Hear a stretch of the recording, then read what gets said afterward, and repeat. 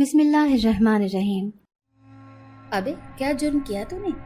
ہاں بول نا، کون سی عیاشیاں کی ہیں جو یہاں کی خوشگوار ہوا کھا رہا ہے؟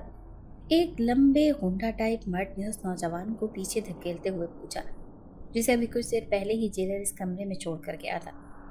باقی سب قیدی سو رہے تھے، صرف میں جاگ رہا تھا۔ جب میں نے اس نوجوان لڑکے کو دیکھا تو مجھ میں بالکل بھی ہمت نہیں تھی کہ اس سے پوچھوں کہ کس جرم میں یہاں آئے ہو۔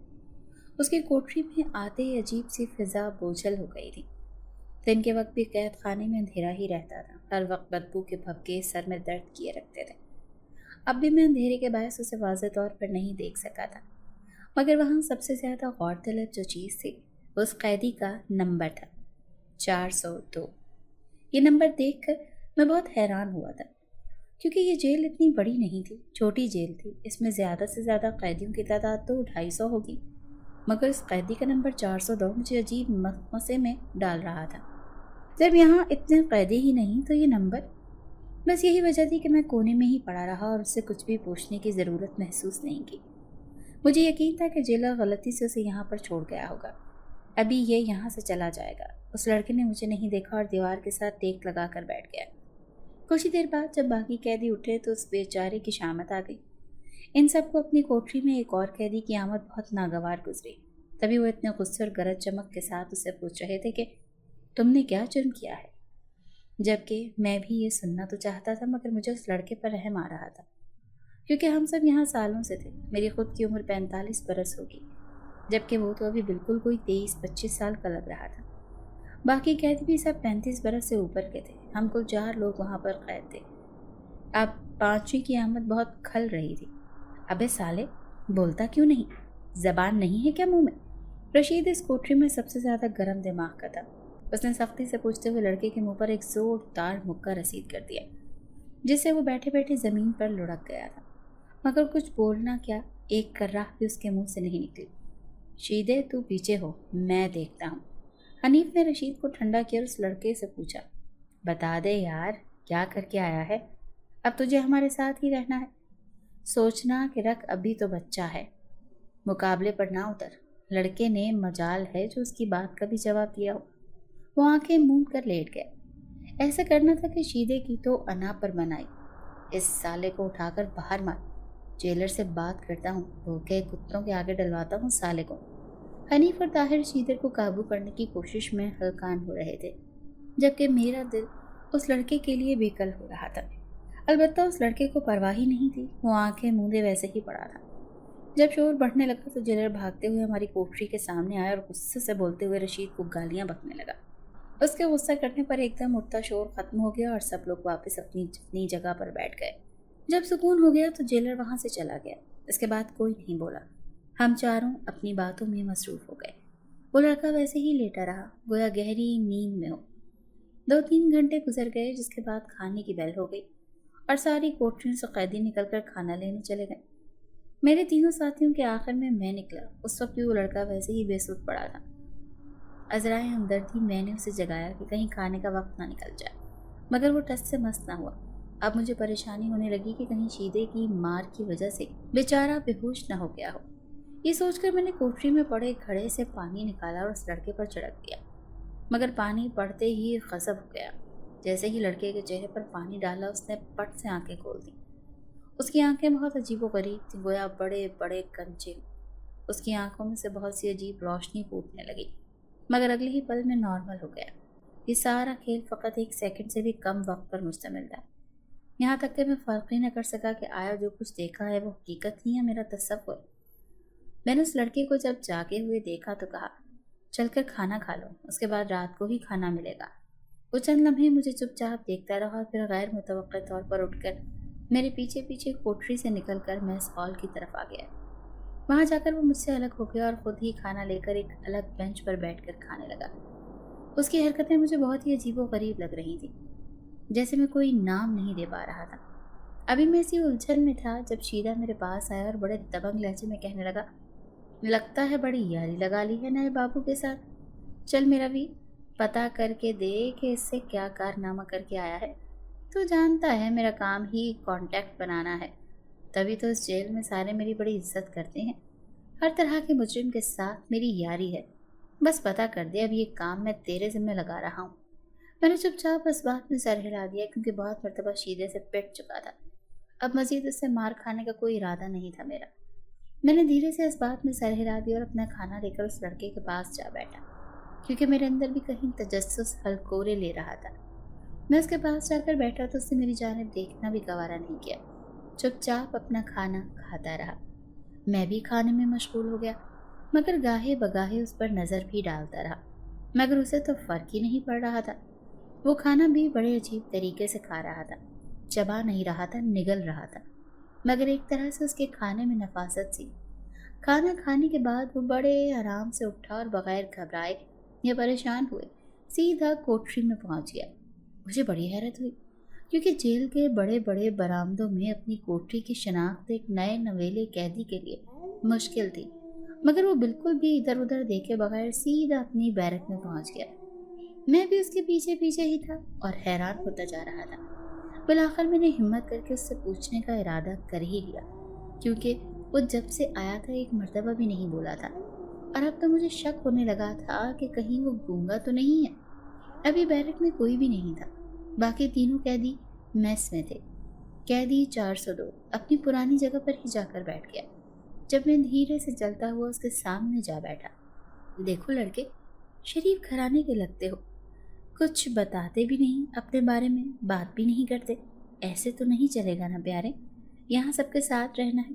बेशक तुम्हारे से जो भी जुर्म हुआ है, मगर यहाँ तो तुम्हारे साथ हम हैं, और समझ रखो कोई भी यहाँ बगैर जुर्म के कैद नहीं है। इसीलिए परेशान मत हो और अपना नाम वगैरह बताओ, मुझे अपना हमदर्द ही समझो। हमारे साथ हंसो बोलोगे तो वक्त गुजरने का पता भी नहीं चलेगा। मेरी बात पर वो यकटिक देखने लगा और एक मर्तबा मुझे फिर से शक हुआ कि इस लड़के की आंखों में से कोई रोशनी सी लपकी है, मगर ये सारा सिर्फ एक लम्हे के लिए था। यहाँ तक कि मुझे गौर करने का भी वक्त नहीं मिला। तुम्हारा नाम क्या है? उसे समझाने के बाद मैंने नरमी से पूछा तो वो सहम कर मुझे देखते हुए बोला, कैदी 402।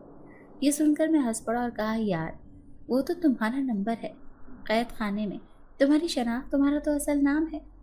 अम्मा बाबा ने कोई तो नाम दिया होगा ना, यह सीधा ही कैद खाने में टपक पड़े। सब मुझे इसी नाम से बुलाते हैं, असल नाम था पता नहीं क्या था, मुझे तो अब याद भी नहीं। उस वक्त मैंने उस लड़के के चेहरे पर पहली मासूमियत से ज़्यादा मासूम किसी को नहीं देखा था। अब की मर्तबा मुझे संजीदा होना पड़ा। मैंने पूछा कि कब से कैद हो यहाँ? बहुत सालों से, वहाँ से घुटा घुटा जवाब आया। कितने साल? अब की मर्तबा ताज्जुब मेरे चेहरे पर वाज़ेह था, क्योंकि मुझे तो यही लग रहा था कि ये कोई नया कैदी है जो कैद में आया है और इसे किसी दूसरी जेल में भेजने के बजाय गलती से यहाँ भेजा गया है। मेरे सवाल पर वो चुप रहा तो मैंने फिर पूछा, लड़के कितने सालों से सज़ा काट रहे हो? अब तो गिनना भी छोड़ दिया है। उसने जवाब देकर रुख बदला और लेट कर आंखें मूंद ली, जबकि मैं उसकी बात पर ही गौर व फिक्र में मशगूल रहा। अभी कुछ ही लम्हे गुजरे होंगे जब ताहिर, शीदा और हनीफ बैरक में आ गए। मुझे कैदी 402 के पास बैठा देखकर ताहिर बोला, यार तू तो बड़ी दोस्तियाँ गांठता फिरता है, हमारे साथ खाना भी नहीं खाया। मैं गड़बड़ा कर वहाँ से उठा और शीदे की जानिब देखते हुए कहा कि इससे पूछ शीदे। मुझे आंख मारकर कहा, हाँ ताहिर छोड़, इसे तो अपना काम कर, इसे करने दे जो करता है। वो तीनों फिर से बातों में मशगूल हो गए और मैं अपने बिस्तर पर आकर लेट गया। मुझे यूँ महसूस हुआ था कि गोया वो लड़का सो नहीं रहा, सिर्फ उन तीनों की मौजूदगी महसूस करके लेट गया था। लेकिन उसे कैसे पता चला कि ये तीनों आ रहे हैं? मुझे तो उनकी कोई आवाज़ या आहट भी महसूस नहीं हुई। अभी लड़का मेरे लिए पुरस्कार होता जा रहा था। उसके हर अमल और बात में ज़रूर कुछ ऐसा था जो मुझे बार बार चौंका देता था। वो बहुत पुरस्कार सा था और मेरे अंदर एक खलबली मची थी कि किसी तरह मैं इसकी हर रम से वाकिफ़ हो जाऊं। मगर एक अनजाना सा डर भी मेरे रगो पै में सरायत कर चुका था। मैं चुपचाप लेट गया, लेकिन मेरे दिमाग में अजीब व गरीब ख्यालात आ रहे थे। बस मैं चाहता था मुझे किसी भी तरह इस लड़के के साथ तन्हाई मैसर आ जाए, ताकि मैं उससे कुछ मज़ीद बातें कर सकूं, क्योंकि ये बात तो मैं अच्छे से जान चुका था कि वो इन तीनों की मौजूदगी में मुझसे क्या किसी से भी कोई बात नहीं करेगा। मगर एक तरह से इत्मीनान था कि कम से कम वो मुझसे मुखातिब तो हुआ। रात तक ऐसे ही सब अपने कामों में मसरूफ़ रहे और वो मुसलसल सोया रहा। रात का खाना हम चारों ने खाया, मगर وہ اپنی جگہ سے ٹس سے مس نہ ہوا۔ رات کو میں نے ایک عجیب سی شے دیکھی۔ میری عادت تھی کہ آدھی رات ہوتے ہی اٹھ جاتا اور پھر تہجد پڑھتا تھا۔ بھلے سے دن میں میری کوئی نماز نہیں ہوتی تھی، نہ میں پڑھتا تھا، مگر جب سے جیل میں آیا تھا میں نے یہ ہوئی تھی تہجد قضا نہیں کی تھی۔ میں اٹھ کر تہجد پڑھنے لگا۔ اس دوران مجھے شک ہوا کہ وہ نیا لڑکا بھی جاگ رہا ہے، مگر میں اسے نظر انداز کر کے اپنی نماز میں متوجہ ہو گیا، کیونکہ یہ وقت میری عبادت کا تھا۔ نماز کے درمیان میں تھا جب مجھے اپنے پیچھے ایک ہلکی سی روشنی محسوس ہوئی۔ وہ روشنی بہت زیادہ نہیں تھی، مگر اتنی تھی کہ مجھے ہلکا سا شک ہوا کہ میرے پیچھے کچھ روشن ہے۔ روشنی کے ہوتے ہی دھیرے دھیرے مجھے باتوں کی آواز آنے لگی، جیسے دو لوگ باتیں کر رہے ہوں، مگر دونوں مرد نہیں تھے۔ ایک شاید وہی لڑکا تھا اور دوسرا مجھے یوں لگ رہا تھا کہ کوئی عورت بول رہی ہے۔ میرے پورے جسم میں ایک سنسنی سی دوڑ گئی۔ میں نے جلدی جلدی سلام پھیرا، مگر سلام پھیرتے ہی وہ ساری باتیں اور روشنی ایک دم سے معدوم ہو گئی۔ مجھے یوں محسوس ہوا کہ شاید میں کوئی خواب دیکھ رہا تھا، اس میں حقیقت کوئی نہیں تھی۔ نماز پڑھ کر جب میں پیچھے مڑا تو وہ لڑکا بھی سو رہا تھا، باقی بھی تینوں قیدی گہری نیند میں غرق تھے۔ خیر، نماز پڑھ کر میں اپنی تسبیحات اور دعاؤں میں مشغول ہو گیا۔ اس کے بعد میرا معمول تھا کہ فجر پڑھ کر ہی سوتا تھا۔ فجر کے بعد میں بس سونے کی تیاری میں ہی تھا جب جیلر ہماری بیرک کا تالا کھول رہا تھا۔ میں نے پوچھا، خیریت؟ آج تک تو اس وقت کبھی یہاں کا تالا نہیں کھلا، مگر جیلر چپ چاپ رہا۔ وہ جیلر بھی کوئی اور تھا، بدلا ہوا، جس کی ڈیوٹی تھی وہ نہیں تھا، کوئی نیا ہی تھا۔ اس نے مجھے بڑے آرام سے نظر انداز کیا اور نئے قیدی لڑکے کے پاس جھک کر اس کے کان میں کچھ کہا، جسے سن کر وہ لڑکا جھٹ سے جاگ بھی گیا اور اٹھ کر جیلر کے ساتھ بیرک میں سے نکل گیا۔ ان دونوں کا انداز یوں تھا کہ گویا اس بیرک میں ان دونوں کے علاوہ تیسرا کوئی بھی موجود نہ ہو۔ میں تو بیٹھا غور ہی کرتا رہ گیا اور سوچنے لگا کہ صبح کے وقت اتنی جلدی تو کسی کی ملاقات نہیں آتی، پھر یہ لڑکے کو اتنے مشکوک انداز میں کیوں لے کر گیا ہے؟ اوپر سے جیلر بھی بدلا ہوا تھا۔ میں ان کی واپسی کا انتظار کرنے لگا، مگر آدھے گھنٹے تک جب دونوں ہی نہیں لوٹے تو میں سو گیا، کیونکہ اس سے زیادہ میں نہیں جاگ سکتا تھا۔ دوبارہ میری آنکھ دن کے 11 بجے کھلی تو اٹھتے ہی سب سے پہلے میں نے اس لڑکے کو دیکھا جو اپنی مخصوص جگہ پر کروٹ کے بل لیٹا ہوا تھا۔ یہ دیکھ کر یکگون سکون سا محسوس ہوا، کیونکہ چلو یہ لڑکا اسی بیرک میں ہے، کم از کم جو اتنا تجسس پھیلا ہوا ہے اس سے بات کر کے وہ تو ختم ہو سکتا ہے میرا۔ طاہر، حنیف اور شیدہ تینوں تاش کی بازی میں مصروف تھے۔ مجھے اٹھتا دیکھ اپنے ساتھیوں میں شامل کر لیا۔ میں تو اسے ایک دن میں ان سے تھوڑا سا الگ ہوا تھا، ورنہ میرے شب و روز انہی کے ساتھ تو گزرتے تھے۔ شیدے نے بھی عقل مندی کی تھی، اپنا کام میرے ذمہ لگا کر اس معاملے سے دور ہٹ گیا تھا۔ اس نے دوبارہ قیدی 402 کے ساتھ مخاطب ہونے کی غلطی یا ضرورت ہی محسوس نہیں کی تھی۔ میں بھی اپنے روز کے معمولات میں مصروف ہو گیا۔ کچھ ہی دیر بعد ایک جیلر نے آ کر ہم سب کو باہر نکال دیا، ساتھ ہی بیڑیاں بھی پہنا دی۔ وہ ہماری چہل قدمی کا وقت تھا۔ میں شیدے کو اشارہ کر کے نئے لڑکے کے ساتھ ہو لیا۔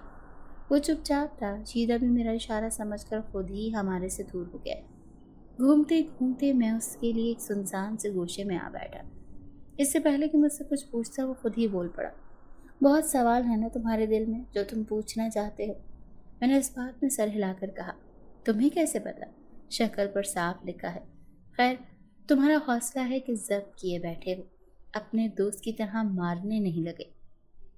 میں شرمندہ سا ہو گیا اور شیدے کی جانب سے معافی مانگتے ہوئے کہا، وہ ذرا غصے کا تیز ہے ورنہ اچھا ہے، تم بھی اسے جواب دے دیتے تو اپنا دوست بنا کر رکھتا، دل کا برا نہیں ہے۔ مجھے اچھا بھی لگ رہا تھا اس سے بات کرنا، اور حیرت بھی ہو رہی تھی کیونکہ کل سے لے کر اب تک اس نے پہلی مرتبہ خود سے بات شروع کی تھی۔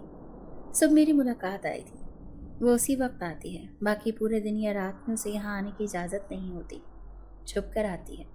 صرف وہی ہے جس کا دل بہت نرم ہے، ورنہ وہ سب تو… لڑکے نے خود ہی بات شروع کی اور خود ہی سے ادھوری چھوڑ دی۔ میں گن ہی رہ گیا کیونکہ میں اس سے یہی سوال پوچھنے والا تھا۔ میں حیرت زدہ سا ہو کر بولا، اس وقت ملاقات نہیں ہو سکتی، کسی کی بھی ملاقات نہیں ہوتی، بلکہ ایک خاص وقت طے ہوتا ہے نا۔ لڑکے کی ایک بات میں اتنے سارے سوال جو میں پوچھنا چاہتا تھا کہ آخر کون ہے وہ جو ملنے آتی ہے، تم کس جرم میں یہاں آئے ہو؟ مگر فی الحال ایک پر ہی اکتفا کیا، نہیں، اس کے لیے یہ مشکل نہیں، اس نے اپنا جیلر چھوڑا ہوا ہے یہاں، تبھی تو ملاقات ہو جاتی ہے۔ शायद तुमने गौर नहीं किया हो, जेलर बदला हुआ था। मैं धीरे से इस बात में सर हिलाकर रह गया। कौन है वो, बीवी या महबूबा? मैंने अगला सवाल जरा शरीर से अंदाज में किया, मगर वो एकदम ही संजीदा हो गया। ना बीवी है ना महबूबा। इतना कहकर वहां से उठकर दूर चला गया, मगर जाने से पहले उसके चेहरे पर फैला किरण और सख्ती मैं कभी नहीं भूल सकता। मुझे यूं महसूस हुआ लोहा भी इतना सख्त नहीं होगा जितनी सख्ती उसके चेहरे पर थी। उसके जाते ही मुझे अफसोस हुआ कि काश जो बाकी सवाल रहते थे वो भी पूछ लेता, मगर जितना इल्म हो गया था वो भी गनीमत था। बाकियों से तो वो ये भी बात नहीं करता था। उसके दूर जाते ही शीदा अचानक से मेरे पास आ गया, गोया दूर से वो हम दोनों पर ही नजर रखे हुए था। क्या पता चला फिर? शीदे के तजस्सुस से साफ जाहिर था कि वो अपनी बात भूला नहीं था, बस मसलहतन चुप था। मैंने सिर्फ इतना बताया कि बहुत सालों से कैद में है। इसका जुर्म क्या है इसने नहीं बताया, बाकी नाम भी नहीं बताया उसने अपना। मगर शीदे को मेरी बात पर यकीन नहीं आया। वो गुस्से से बोला, तू झूठ बोलता है। इतनी देर वो बातें करते रहा तुझसे और तुझे कहानी का पता ही नहीं चला। मैं भी ज़रा सख्ती से बोला कि जब पता चल जाएगा बता दूंगा, मुझ पर रोक डालने की ज़रूरत नहीं है। ये सुनने की देर थी कि शीदे ने बिफर कर मुझे पकड़ा और बेदरिक मारना शुरू कर दिया। उसके मारने से इर्द गिर्द कैदी इकट्ठे होना शुरू हो गए। मार खाते हुए मैंने एक बात का मुशाहिदा किया कि कैदी नंबर 402 दूर बेंच पर बैठा बड़े इत्मीनान से मुझे देखता रहा और उसने मुझे छुड़वाने या मेरे करीब आने की बिल्कुल भी कोशिश नहीं की। जब काफ़ी रौला पड़ गया तो पुलिस वाले मुझे बेहोशी की हालत में जेल में बनी डिस्पेंसरी में ले गए, जहाँ कुछ देर बाद ही मैं होश में आ गया। मेरी हालत कुछ ज़्यादा बेहतर नहीं थी, तो मुझे पूरी रात डिस्पेंसरी में ही रुकने का इंदिया मिल गया। मैं पूरी रात अपनी दर्दों और कैदी 402 की सोचों के साथ जागता रहा। जब तहज्जुद का वक्त हुआ तो मेरा दिल बेकरार होने लगा, मगर वहाँ मौजूद पुलिस वाले सो रहे थे। उन्हें जगाकर मैंने नमाज पढ़ने का कहा, मुझे वुजू करवा दें, मगर वो अपनी नींद में थे। मेरी बात अनसुनी करके दोबारा से सो गए। मैं फिर बस बेबसी से बैठकर जिक्र अस्कार ही करता रहा, क्योंकि इसके अलावा मेरे पास तो और कोई चारा नहीं था। तहज्जुद के बाद फजर हो गई और उस वक्त भी मुझ में हिम्मत नहीं थी कि हिलजुल कर वुजू बनाऊं और इशारे से ही नमाज अदा कर लूं। मगर फिर वही हाल, मुझे अपने मामूल के मुताबिक अब नींद आने लगी थी। नींद से बोझल आंखों समेत ही मैंने देखा कि कोई पुलिस वाला कमरे में दाखिल हुआ है। उसके हाथ में एक फाइल है जो उसने मेज पर रखी है। फाइल वहां रखते ही वो मेरे पास आया कि चलो खड़े हो जाओ तो मैं तुम्हारी बैरक में छोड़ाऊं। मैं ग़ुनूदगी में ही था, मगर मैंने अपने अंदर एक नई ताकत महसूस की जिसने खींच कर मुझे बिस्तर से उतारा और मैं बिल्कुल सही सलामत अपने पैरों पर खड़ा होकर उस जेलर के पीछे पीछे ही डिस्पेंसरी के कमरे से बाहर निकल गया। मैं अपने होशो हवास में चलता हुआ जा रहा था, मगर मेरी आंखों के सामने एक धुंध सी थी। गोया ग़ुनूदगी में हूँ। चलते चलते एक तारीक सी बैरक के सामने रुककर जेलर ने ताला खोला और मुझे उसके अंदर जाने का इशारा किया। मैं कोई भी सवाल जवाब किए बगैर अंदर चला गया। मुझे कोई अजीब ही कुव्वत थी जो ये सब करने पर मजबूर कर रही थी। इस बैरक में जाते ही मुझ पर नींद का गलबा मुकम्मल तौर पर तारी हो गया और मैं इधर उधर देखे बगैर फर्श पर ढेर होकर सो गया। ऐसी मीठी नींद मैंने अपनी ज़िंदगी में कभी भी नहीं पाई थी।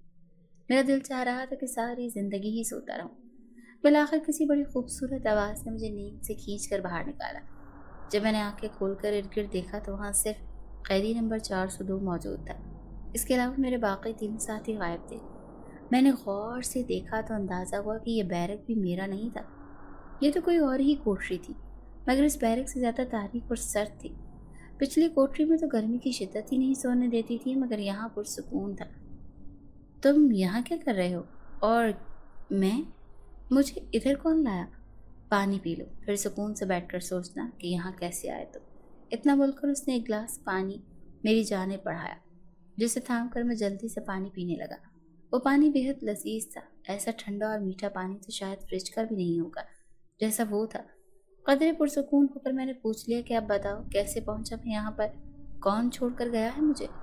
और तो और बैरक इतनी जल्दी तब्दील नहीं होते, जेलर की बड़ी सिफारिशें और रिश्वतें करनी पड़ती हैं। वो लड़का मुस्कुरा दिया और बोला कि नहीं, ज़्यादा परेशानी तो नहीं हुई, बस सिफारिश ज़्यादा करनी पड़ी। मतलब? मैं चौंक गया। मतलब ये कि यहाँ मैंने तुम्हें बुलवाया है, वहाँ वो रशीद तुम्हें और मारता, बात बे बात मारता। आखिर कब तक उसकी मार बर्दाश्त करोगे? ये बात सुनकर मुझे एक दिन पुराना सारा वाक़या एक मर्तबा फिर से याद आ गया। तुम्हें क्या परवाह, वो मुझे मारे या जान से ही मार दे, तुम तो दूर बैठे तमाशा देख रहे थे। मैंने शिकवा भी कर दिया क्योंकि मुझे गुस्सा था। तुमने मेरी बात रशीद को क्यों बताई? मैं तुम्हें इस मार के हक बचाने समझता था। ये बात सुनकर मेरी आंखें फटी की फटी रह गई। अब तो मेरी आवाज़ भी हकला रही थी। तुम कैसे जानते हो ये सब? तुम तो वहाँ से बहुत दूर बैठे थे। वैसे तो काफ़ी समझदार हो। तुम्हें कुछ मुख्तलिफ नहीं लगा मुझ में दूसरों की निस्बत? वो लड़का बड़े अंदाज से मुस्कुरा कर कह रहा था। ये सुनने की देर थी कि रोम रोम से मेरे पसीने छूट पड़े। मुझे जाना है यहाँ से, निकालो बाहर। इतना बोलकर मैं सलाखों तक गया, मगर ये अजीब सा बैरक था। इसके इर्द गिर्द यहाँ सामने कोई कोठरी नहीं थी, गोया अलग थलग बना हुआ था। ऊपर से दूर तक गैलरी में कोई पुलिस अफसर या जेलर भी दिखाई नहीं दे रहा था। अब मेरा दम भी घुटने लगा। मैं वहीं टेक लगा कर बैठ गया जब वो लड़का पानी लिए फिर से मेरे पास आया, मगर इस मरतबा मैंने उससे ज़रा दूर खिसक कर बैठ गया और पानी पीने से इनकार कर दिया। मगर उसने ज़बरदस्ती पानी पिलाया। फिर कहने लगा, तुम परेशान नहीं हो, यहाँ तुम्हें कोई तकलीफ नहीं होगी। वैसे भी अभी तुम समझ नहीं पा रहे हालात को, तभी तो सर पर सवार कर लिया है। मैं तो खुद कैदी हूँ, मैं भला क्या ही कह सकता हूँ तुम्हें। मैंने उस लड़के को वापस देखा तो उसकी आंखों से वही रोशनी फूट रही थी जिसे मैं पहले भी 2 मरतबा देख चुका था, मगर वो रोशनी बहुत जल्दी ख़त्म हो जाती थी और मैं इस बात को अपना वहम समझता था। मगर आज वो रोशनी मुसलसल फूटे जा रही थी। मैं उसकी आंखों को देखता रहा यहाँ तक कि मुझ पर गुनूदगी तारी हो गई और मैं वहीं फर्श पर चित लेट गया। मगर आखिरी अल्फाज जो मेरे मुंह से निकले थे वो मुझे अच्छे से याद थे। मैंने उससे कहा, मुझे यहाँ से जाना है। जिस पर लड़के ने जवाब दिया, अब तो मुश्किल है, कल जेलर आएगा तो निकाल देगा। बस इसके बाद मेरे सारे होशो हवास मुअत्तल हो गए और मैं फिर कब और कितनी देर सोया रहा मुझे कुछ होश नहीं था। इस सारे अरसे में एक बात की जानिब मैंने ध्यान ही नहीं दिया, मगर अब ध्यान जाता है तो पता चलता है कि डिस्पेंसरी से निकलकर बैरक में गया था। उस वक्त मेरे सारे ज़ख्म ठीक हो चुके थे, जो कुछ देर पहले इस कदर थे कि मैं नमाज भी अदा करने से कासिर था। मैं तो अपने डर और खौफ की वजह से उस जानिब ध्यान ही नहीं दे पाया, क्योंकि जब मैं बाहर किसी जेलर की तलाश में देख रहा था उस वक्त भी सही सलामत अपने पैरों पर जमा हुआ था। अब भी ये वाक़या याद करूं तो मेरे पैरों तले से ज़मीन निकल जाती है, क्योंकि इसके बाद लड़के ने अपनी कहानी खुद सुनाई थी। मैं तो वहाँ से निकलना चाहता था, मगर वो मुझे अपने दोस्त समझ बैठा था और फिर उसके बाद जो हुआ अभी तक मैं भूल नहीं पाया। मैं दोबारा उठा तो दिन का वही वक्त था जिस वक्त मैं सोया था। इस बात का अंदाज़ा मुझे बाहर की रोशनी से हो रहा था जो सिर्फ राहदारियों में फैली थी। अलबत्ता बैरक में ज़्यादा रोशनी नहीं थी। मैंने गर्दन मोड़कर उस लड़के को देखा तो वो दीवार से टेक लगाए मुझे ही देख रहा था। मेरे कुछ भी बोलने से पहले खुद ही कह उठा कि तुम पूरा दिन सोते रहे हो, यानी 24 घंटे हो गए हैं तुम्हें सोते हुए। नहीं, ऐसा नहीं हो सकता। मैंने खुद कलामी की थी। जल्दी मुझे जैसे कुछ महसूस हुआ। मैंने पूछा, जेलर कहाँ है? वो आया था? इस बात पर लड़का धीरे से मुस्कुरा कर बोला, हाँ आया था और चला गया। यानी तुमने मुझे नहीं उठाया? तुम मुझे उठा देते, मुझे निकलना था यहाँ से।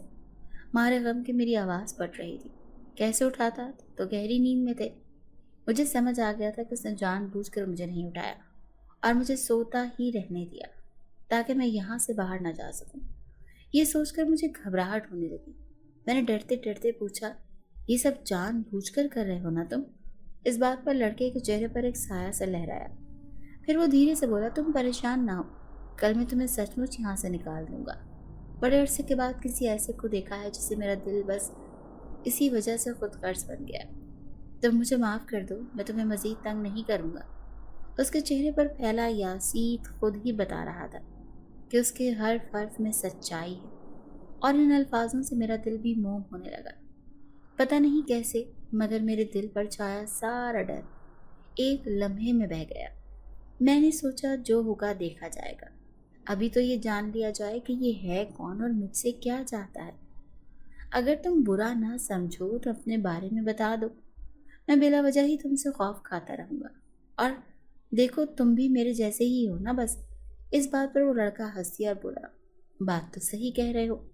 वैसे पता नहीं तुमने मुझे क्या समझ लिया है। मैं भी तुम्हारी ही तरह बेबस ही हूँ। मेरा किसी शय पर कहाँ जोर चलता है। बस अब थक गया था तो मेहनत करके यहाँ चला आया। मैं नहीं जानता था वो क्या बात कर रहा है, मगर अब एक तजस्सुस मेरे अंदर भड़क चुका था। मैं फिर बोला, अगर मुनासिब समझो तो बता दो। کیونکہ کل کے انتظار میں مجھے نیند نہیں آئے گی۔ اچھا ہے، ایسے وقت کٹ جائے گا۔ وہ کچھ دیر سوچتا رہا اور پھر گویا ہوا۔ تو مجھے وہ حقیقت بتائی جس پر انسان یقین تو کرے مگر اسے سن کر ہی ڈر جاتے ہیں۔ مگر مجھ میں نہ جانے کہاں سے اتنی ہمت آ گئی تھی جو بغیر ڈرے اس کی پوری کہانی سن بیٹھا۔ اس کی کہانی آپ لوگ بھی اسی کی زبانی سنیں۔ میں تقریباً 15 برس کا تھا۔ میرے والدین امیر نہیں تھے، البتہ ہمارا گزارا صحیح سے ہو جاتا تھا۔ پپو اپنی بیٹی کا رشتہ مجھے دینا چاہتی تھی مگر اماں کو یہ بات بالکل بھی پسند نہیں تھی۔ البتہ ابا نے ہاں یا نہ نہیں کی تھی، سو یہ رشتے والی بات درمیان میں ہی اٹکی رہی۔ مگر جب پپو سے ملتا تھا تو وہ یہی کہتی تھی کہ توحید، میں اپنی بیٹی کا بیاہ تم سے کرواؤں گی، اور میں ہنس دیتا، جبکہ مجھے ان کی بیٹی میں ذرا بھی دلچسپی نہیں تھی۔ اوپر سے وہ خوبصورت بھی ایسی نہیں تھی کہ دل و جان ہار بیٹھتا۔ خیر 15ویں برس میں لگا تو پپو کا اصرار اس بات پر بڑھ گیا۔ اب تو اماں ابا نے بھی سوچنا شروع کر دیا اور ابا نے بہن کی محبت میں آ کر میرا وہاں رشتہ طے کر دیا، جو کہ میں بالکل نہیں چاہتا تھا، مگر چپ کر گیا۔ ہمارے گھرانے میں جلدی شادی کا رواج تھا، سو میری شادی 13 برس کی کزن کے ساتھ ہو گئی۔ اماں کا رویہ اس کے ساتھ بالکل بھی اچھا نہیں تھا۔ اسی طرح کرتے کرتے میں 20 سال کا ہو گیا مگر اماں کو پوتا چاہیے تھا اور ہماری تو کوئی اولاد ہی نہیں ہوئی۔ ان 5 برس کے دوران ابا کا بھی انتقال ہو گیا تھا۔ اماں نے بڑی چالاکی سے میرے دماغ میں یہ بات بھرنا شروع کر دی کہ تمہیں یہ لڑکی نہیں پسند تو اس کو طلاق دے دو، تمہاری کون سا اولاد ہے، وغیرہ وغیرہ۔ میں نے جب اس بات پر غور کیا تو سچ مچ میرا دل چاہا کہ اسے چھوڑ دوں۔ سو اولاد نہ ہونے کا بہانہ بنا کر میں نے اپنی بیوی کو طلاق دے دی۔ اسے طلاق دینے کی دیر تھی کہ اس کے بعد میری زندگی کی کایا ہی پلٹ گئی۔ ایسی تبدیلیوں سے گزرا کہ ابھی تک عقل نہیں مانتی۔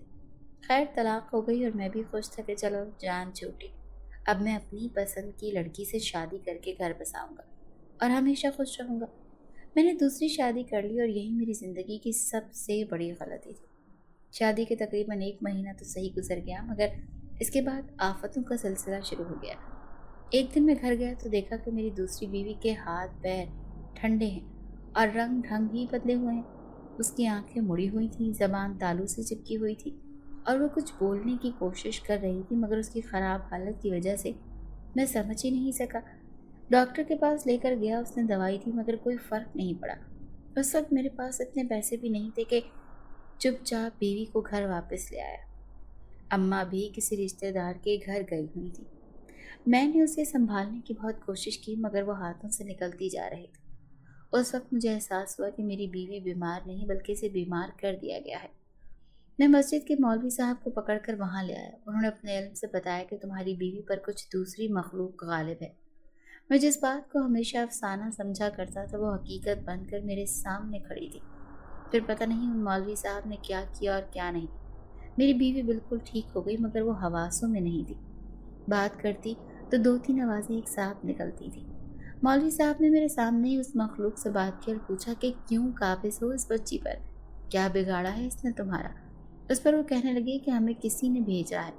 مولوی صاحب نے پوچھا کون تھا وہ جس نے تمہیں بھیجا اور اس بچی پر بھی کیوں مسلط ہو گئے؟ جواب آیا اس کے شوہر کی پہلی بیوی نے ہمیں اس گھر میں بھیجا تھا۔ ہم نہیں جانتے تھے کہ کس کو مغلوب کرنا ہے مگر یہ شیشے کے سامنے کھڑی بالوں میں کنگھی کر رہی تھی۔ اس وقت یہ ہمیں بہت پیاری لگی اور اس پر ہم قابض ہو گئے۔ چلو اسے چھوڑ دو، مولوی صاحب نے بڑے تحمل سے کہا، مگر وہ مخلوق میری بیوی کو کسی بھی صورت چھوڑنے کو تیار ہی نہیں تھی۔ میں نے اس کے بعد اپنی بیوی کا بہتر علاج کروایا مگر نہیں، کسی جگہ سے میرے افاقہ نہیں ہو رہا تھا۔ اب مجھے ڈر لگنے لگا۔ میں گھر میں بہت کم رہتا تھا، رات کے وقت دیر سے جاتا اور صبح جلدی اٹھ کر کام پر چلا جاتا۔ میری بیوی نارمل رہتی تھی مگر کبھی کبھار اس کی عجیب و غریب حرکتیں میرے چاروں طبق روشن کر دیا کرتی تھیں۔ میری ماں بھی لوٹ آئی۔ جب اسے بات کا علم ہوا تو وہ بھی اپنے طور اپنے پیروں فقیروں کے پاس اسے لے کر جانا چاہتی تھی مگر اماں کی واپسی کی پہلی رات میری بیوی کو شدید دورہ پڑا۔ وہ اماں کو دیکھ کر پاگل ہو رہی تھی، گویا کوئی اسے اکسا رہا تھا۔ اس نے مارے تیش کے وہی شیشہ توڑ دیا جہاں سے وہ مخلوق اس پر دیوانی ہوئی تھی اور وہ ٹوٹا شیشہ پکڑے بل کھاتی ہوئی میری بیوی نے ایک ہی بار میں اماں کے پیٹ میں اتار دیا۔ اسی رات میری ماں مر چکی تھی اور بیوی کو بھی عجب بے قراری نے تھام رکھا تھا۔ اس مخلوق نے اتنا بڑا گناہ کروانے کے بعد بھی میری بیوی کا پہرا نہیں چھوڑا۔ میں گھبرا گیا، اگر جو عورت میری ماں کو مار سکتی ہے میرا کیا حشر کرے گی؟ اب تو یہاں مجھے کوئی اس وقت بچانے والا بھی نہیں ہوگا۔ میں پریشانی کی حالت میں تھا جب اماں کی مر کے اگلے روز ہی میں نے اپنی بیوی کا گلا دبا کر اسے مار دیا، تاکہ نہ یہ رہے اور نہ اس پر موجود جن۔ مگر وہ میری بہت بڑی غلطی تھی۔ پولیس آ کر مجھے وہاں سے لے کر گئی، کیونکہ محلے میں سب جان چکے تھے کہ اپنی بیوی کو میں نے خود مارا ہے۔ پولیس والوں نے مجھے جا کر حوالات میں بند کر دیا، مگر وہاں ایک عجیب سی بات ہوئی، سب سے عجیب بات جس کے بعد میری پوری زندگی بدل کر رہ گئی۔ میں حوالات میں پڑا ہوا تھا اور اپنا کوئی رشتہ دار تھا اور نہ ہی کوئی دوست احباب جو مجھے وہاں سے نکال لے، لیکن ان حوالات میں میرے سوا کوئی دوسرا مجرم نہیں تھا۔ رات ہوئی تو آدھی رات کے وقت مجھے یوں لگا گویا حوالات کے اندر آندھی چل رہی ہے۔ تیز ہوا کا شور تھا، مجھے میرے کانوں کے پردے پھٹتے ہوئے محسوس ہو رہے تھے۔ پھر اچانک سے ہوا کا ایک تیز جھکڑ چلا اور مجھے اپنی گرفت میں لے گیا۔ اس ہوا کے زور سے میرا سینہ کٹ رہا تھا اور دم جا رہا تھا، جیسے کوئی بہت زیادہ غصے میں اور اپنے غصے کے اظہار کے طور پر میرا گلا بند کیے جا رہا۔ میری حالت یوں الٹ پلٹ گئی کہ آنکھیں باہر کو ابلنے لگیں، بے تاب تھی۔ ہوا کے شور میں ایک اور آواز بھی تھی، شاید وہ لوگ مجھے کچھ بتا رہے تھے یا اپنی زبان میں کچھ پوچھنا چاہ رہے تھے۔ میں نہیں سمجھ پایا۔ اس سے پہلے کہ میں اپنے آخری سانس لیتا، اچانک سے ہوا کے بہاؤ میں کسی اور شے کا اضافہ ہوا، جسے ایک اور وجود وہاں داخل ہوا ہو۔ اس کے آتے ہی وہ بگولا ایک دم سے رک گیا اور میری طبیعت بھی بحال ہونے لگی، مگر جو دھچکا مجھے مل چکا تھا وہ اتنا شدید تھا کہ سکون میں آتے ہی میں بے ہوش ہو گیا۔ اس بے ہوشی کے بعد مجھے ہوش آیا تو میں نے خود کو ایک الگ ہی دنیا میں پایا۔ وہ بھی جیل تھی، لیکن عجیب طرز کی بنی ہوئی تھی۔ اس میں سلاخیں نہیں تھی، درخت تھے، بڑے بڑے قداور درخت۔ ویسے درخت میں نے کبھی اس دنیا میں نہیں دیکھے تھے، جس سے مجھے اندازہ ہوا کہ وہ کوئی اور ہی دنیا ہے اور اب شاید میرا بچنا یہاں سے بہت مشکل تھا۔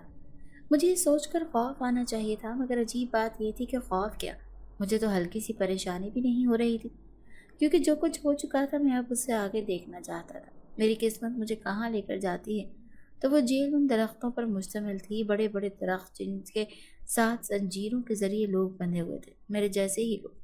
کہیں کوئی عورت بندھی ہوئی تھی تو کہیں کوئی مرد۔ ایک درخت کے ساتھ ایک ہی قیدی بندھا ہوا تھا اور انہوں نے میرے جیسے ہی قیدیوں والے کپڑے پہن رکھے تھے جو اس وقت میرے جسم پر تھے۔ ان کپڑوں پر قیدی کا نمبر لکھا ہوا تھا، میرا نمبر 402 تھا۔ وہاں جانے کے بعد کبھی کسی نے مجھے میرے اصل نام سے نہیں پکارا، شاید کسی کو میرا اصل نام معلوم ہی نہیں تھا۔ وہاں میری پہچان اور شناخت قیدی نمبر 402 کے نام سے تھی۔ وہاں بندے سب لوگ ایک دوسرے کے ساتھ باتوں میں مصروف تھے۔ عجیب سا سما تھا وہاں۔ مجھے بھوک محسوس ہوئی تو میرے سامنے کھانے کا ایک تھال آ گیا، جبکہ میں نے تو کسی کو کھانے کا بولا بھی نہیں تھا۔ تھال لانے والا اونچے لمبے اور تگڑے جسم کا مالک تھا۔ اس نے تھال میرے آگے کرتے ہوئے زنجیروں سے ہاتھ آزاد کر دیے۔ میں جلدی جلدی کھانا کھانے لگا۔ جب سے پولیس نے مجھے پکڑا تھا میں نے کھانا نہیں کھایا تھا۔ کھانے کے بعد وہ شخص میرے ہاتھ دوبارہ سے باندھ کر وہاں سے چلا گیا۔ اب میں سمجھ گیا تھا کہ یہاں سے فرار واقعی ممکن نہیں۔ میں نے دل میں کھانے کا سوچا اور کھانا حاضر ہو گیا۔ یہاں سے بھاگنے کا سوچوں گا تو تب بھی ان سب کو پتہ چل ہی جائے گا۔ یہ سوچ کر ابھی کچھ ڈر لگنے لگا تھا۔ کچھ ہی دیر گزری ہوگی جب میرے سامنے بہت خوبصورت دو نوجوان آئے، مگر وہ مجھے نہایت غصے سے دیکھ رہے تھے، یہاں تک کہ ان کی آنکھیں غصے سے سرخ ہونے لگیں۔ ان میں سے ایک میرے قریب ہو کر کہنے لگا، تمہاری سزا موت ہونی چاہیے تھی، تم نے ہماری محبوبہ کو مار ڈالا، میں تمہیں کبھی معاف نہ کرتا اگر ہماری بہن ہمیں نہ روکتی تو۔ دوسرے لڑکے نے بھی غصے میں پتہ نہیں کیا کہا، مگر مجھے خوف آ رہا تھا۔ دیکھو وہ میری بیوی تھی، دکھ تو مجھے اپنی بیوی کے مرنے کا ہونا چاہیے۔ بالآخر ہمت کر کے میں بول ہی پڑا، مگر پہلے لڑکے نے پتہ نہیں کیا کیا، جیسے میری زنجیریں میرے جسم کے اندر گڑنے لگیں اور شدت درد سے میری چیخیں بلند ہوئیں۔ وہاں موجود سارے قیدی سہم کر مجھے دیکھنے لگے اور وین سے اس وقت مجھے اس درد نے نجات دلائی۔ جب حواس تھوڑے ٹھیک ہوئے پر میں نے دیکھا تو میرے سامنے پردے میں ایک لڑکی کھڑی تھی جو اپنی زبان میں ان دونوں لڑکوں کو ڈانٹ رہی تھی، اور وہ بیچارے چپ چاپ سننے کے بعد وہاں سے چلے گئے۔ وہ لڑکی جیسے جیسے میرے قریب آتی جا رہی تھی یوں محسوس ہو رہا تھا کہ کوئی میرے دردوں پر پھاہے رکھ رہا ہو، اور سکون میرے اندر تک مجھے آرام دینے لگا۔ وہ کہنے لگی یہ دونوں میرے بھائی تھے، جلال اور کمال۔ ان دونوں کی جانب سے میں معافی مانگتی ہوں، مگر ان دونوں کا بھی ابھی غصہ ٹھنڈا نہیں ہوا۔ یہ تو تمہاری جان کے درپت ہے، مگر خیر اب اگر دوبارہ آئیں تو آگے سے کچھ مت کہنا۔ یہ بات ہم جن ذاتوں کو مزید تیش دلاتی ہے کہ کوئی انسان ہمارے ساتھ مقابلہ کرے۔ سمجھ رہے ہو نا؟ وہ بات جسے جانتے ہوئے بھی میں زبان پر نہیں لا رہا تھا، وہ لڑکی بول کر وہاں سے چلی گئی، اور میں جو کچھ دیر پہلے سکون محسوس کر رہا تھا خوف میں تبدیل ہو چکا تھا۔ میں یہی سوچے جا رہا تھا کہ اب ان جنوں کے قید سے کیسے نکلوں گا۔ ارد گرد کے لوگوں پر میں نے غور کیا تو وہ سب ہی جلال اور کمال جیسے ہی لگتے تھے، شاید وہ سب بھی جن ہی تھے، اور میں وہاں موجود واحد انسان تھا جسے انہوں نے قید کر رکھا تھا۔ میں اتنا تو جان چکا تھا کہ یہ لڑکی ان دونوں کی بہن ہے، مگر اس نے میری مدد کیوں کی تھی یہ بات میری سمجھ میں نہیں آ رہی تھی۔ کہیں اس کی بہن مجھ پر دیوانی تو نہیں ہو گئی؟ ایک نئی سوچ نے میرے خوف میں مزید اضافہ کر دیا۔ میں نے وہاں بندے قیدیوں سے بات چیت کرنے کی کوشش کی، مگر وہ سب مجھے دیکھ کر یوں نظر انداز کر رہے تھے کہ گویا وہاں صرف ایک درخت بندھا ہوا ہو، اس کے ساتھ کوئی انسان یا قیدی نہیں۔ میں جلد ہی سمجھ گیا کہ جن مجھے اپنی برادری میں برداشت نہیں کر پا رہے۔ پھر میں نے خود کو قسمت کے دھارے پر چھوڑ دیا، کیونکہ میرے اختیار میں کچھ بھی نہیں تھا۔ کچھ دن گزر گئے، مگر جلال یا کمال کے علاوہ وہ جن ساتھی بھی مجھ سے ملنے نہیں آئی۔ مگر میں نے ایک بات محسوس کی تھی کہ میرے اندر کچھ تبدیل ہوا ہے، مگر کیا یہ نہیں جان پایا۔ پھر ایک روز وہی جن ساتھی دوبارہ آئی تو میں نے پوچھ ہی لیا کہ آخر تم نے میری جان کیوں بچائی؟ اچھا تھا نا مر جاتا، ویسے بھی میرا اس دنیا میں کوئی نہیں ہے، وہ کہنے لگی۔ میری نظروں میں قصور میرے بھائیوں کا تھا۔ پہلے تو وہ ایک عورت کے قابو میں آ گئے، پھر اس کے جادو کے ذریعے ایک شادی شدہ لڑکی کو تنگ کیا اور اس پر دیوانے ہو گئے۔ وہ تمہاری بیوی تھی، اگر تم نے اسے مارا تو اس کی سزا تمہیں خدا دیتا، مگر میرے بھائیوں نے خود تمہاری جان لینا چاہی۔ جب مجھے اس بات کا علم ہوا تو میں نے خود ان کی قید سے تمہیں آزاد کروایا اور تمہاری جان بچائی، مگر میرے لیے تمہیں وہاں پر چھوڑنا خطرے سے خالی نہیں۔ تمہاری دنیا سے ہماری دنیا میں آنا جانا اتنا آسان نہیں، مگر ہر وقت اپنے بھائیوں پر نظر نہیں رکھ سکتی تھی، اسی لیے تمہیں اپنی دنیا کے قید خانے میں لے آئی ہوں۔ اب یہاں بے شک تم قید میں ہوگے مگر محفوظ ہوگے۔ یہاں تمہیں سزا دی جائے گی، مگر کوئی تمہاری جان نہیں لے سکتا۔ یہ بات سن کر میں چٹک پڑا اور کہا کہ مجھے نہیں بچانا تھا، اس سے تو اچھا تھا میں مر ہی جاتا۔ ایسے جنون میں لا کر قید کر دیا جہاں کوئی بھی میری سننے والا نہیں ہے، مجھے واپس جانا ہے۔ مگر اس نے انکار کر دیا اور کہا تم اتنی آسانی سے اب واپس نہیں جا سکتے، ویسے بھی تم نے جنزادوں سے پنگا لیا ہے، حال پر چھوڑ دیتے بیوی کو گھر سے نکل جاتے، مگر خیر ابھی تم یہیں رہو، اپنی سزا پوری کرو۔ اتنا بول کر وہ غصے سے وہاں سے چلی گئی اور اس کے بعد مجھ سے ملنے آتی رہی۔ میں وہاں نہ جانے کتنے سال رہا مجھے یاد نہیں، مگر جو تبدیلی میں نے اپنے اندر آئی وہ یہ تھی کہ میری عمر وہیں رک گئی تھی۔ میں سالوں میں بڑا تو ہو رہا تھا، مگر میرا جسم بوڑھا نہیں ہو رہا تھا۔ پتہ نہیں اب ایسا کیا تھا، مگر میں کبھی یہ راز نہیں سمجھ سکا تھا۔ میں نے اس جن ذاتی سے درخواست کی کہ بھلے سے مجھے قید میں رکھو، مگر انسان کے ساتھ تو رکھو۔ اس نے پھر مجھے یہاں لا کر چھوڑا، جیسے تمہارے جیلر ہیں۔ میرا جیلر وہ ہے جو صبح کے وقت مجھے لے جاتا ہے، میں اسی جن ذاتی سے ملاقات کرنے جاتا ہوں۔ یہاں مجھے کوئی نہیں جانتا، بس سب کو لگتا ہے کہ خاص قیدی ہوں اور کسی اور جیل سے یہاں آیا ہوں۔ اب اس بات کا یقین اس جن ذاتی نے لوگوں کے دلوں میں کیسے ڈالا اس کا بھی علم نہیں۔